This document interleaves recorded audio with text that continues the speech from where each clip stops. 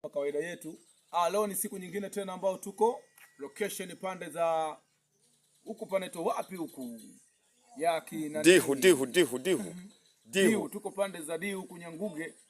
Leo tuko na wasanii wa Nyikatanga Films. Hawa ni watu ambao wanafanya vizuri sana katika tasnia ya filamu hususan mkoa wa Mwanza na Tanzania kwa ujumla. Ukiangalia katika akaunti yao ya YouTube andika Nyikatanga Films, utakutana na madirector tofauti tofauti. Kazi zao ni nzuri sana, zinapendeza, za kuelimisha, kuburudisha na kuonya. Leo nipo na wasanii baadhi kama unavyowaona hawa. Tumekuja kufanya project mpya kabisa. Yes, inaitwa Kaburi Wazi.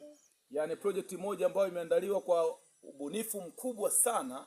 Yanao unaoona ni baadhi ya wasanii washiriki katika tasnia katika filamu hii.